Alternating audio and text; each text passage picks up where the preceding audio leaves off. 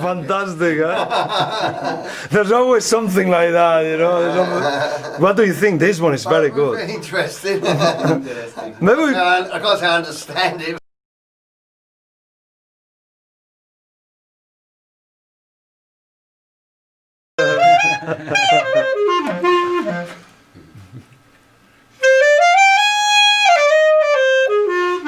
Born, it was Tower Hamlets, and that's near Limehouse. That used to be the Chinese part of the town. It was called Limehouse, and that was my place of birth. My father was born in Aldgate. The hospital's still there, laughingly. Unfortunately, the house we lived in, in Jubilee Street, which is off Commercial Road. It was bombed in the last war, so it's no longer there. It's a horrible little roundabout.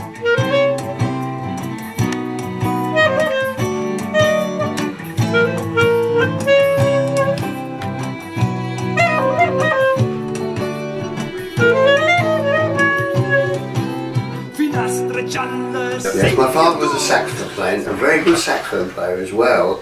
He worked full time as a musician. He played with quite a lot of people, and actually he travelled around like most musicians do.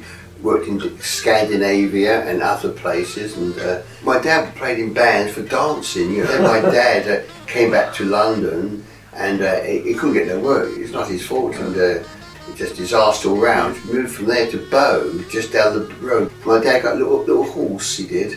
He would go around on selling fruit on a little beautiful little horse. Sounds very out of date, and my dad was getting a tremendous human being. He was a great person. But then the bloody war came along and destroyed everything he did, not just for us, but everybody. And again, another house got bombed. That house got bombed, and we did live in Bristol actually for a little while before the bombing started. It may have been in 1939 or 1940. When I first came here 25 years ago, I did try and find out where we lived. They had no information at all. They said it all got bombed, the place.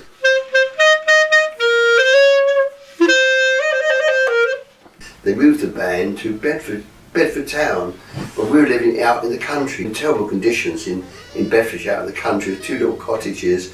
It was terrible conditions, no lavatories there, no proper water facilities. All your lavatory stuff would be buried at the end of the garden down the way. But it's a fascinating time living there because we had like Italian prisoners of war down the road. Then time moves on from there and bombing, etc. And then we came back to London, lived a bit further down the road in Stratford in East London. Eventually I got onto the saxophone because my father still had a saxophone, and I separate saxophone. My dad tried to help me. Then I took some saxophone lessons from a man called Les Evans. And then I eventually, as the years went on, I went into the Air Force, as you probably know, in a regional band. Yeah. And a regional band. Then I was in the Air Force in the 1950s. When he got to the bebop period came around that time.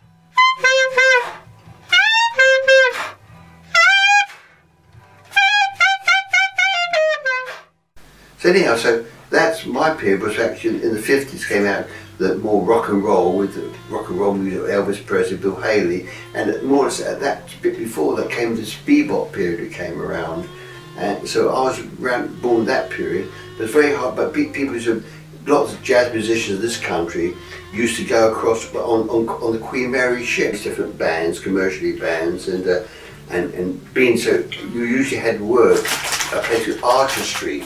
So musicians used to work, and the Archer Street is not very far. It's a horrible little town, a horrible little road, where all the musicians used to meet.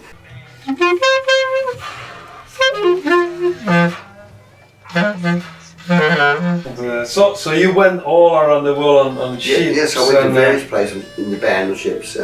Various, because the agents, all in London, used to book bands, and but the standard was actually, to be honest, much lower than it is today. You go there, get on the ship, you don't know nobody in the band. So you may have a bass player, piano player there and others, they don't know what you play like, and vice versa. They play tunes you don't know and tunes that they know.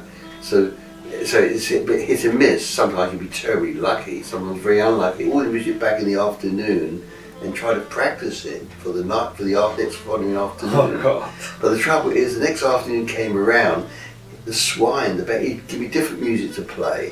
So I wouldn't play the things I've been practicing, it'd be a different one. Oh God.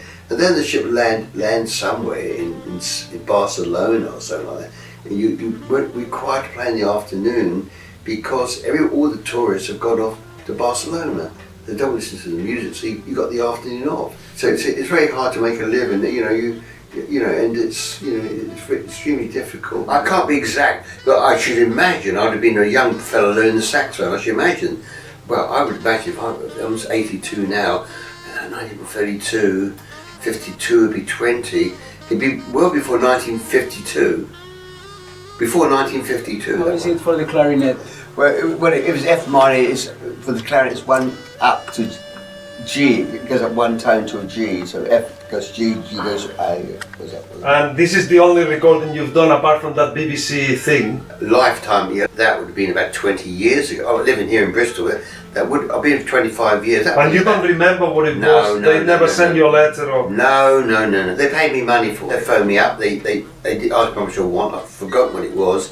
It wasn't a gigantic amount of money, but it wasn't insulting.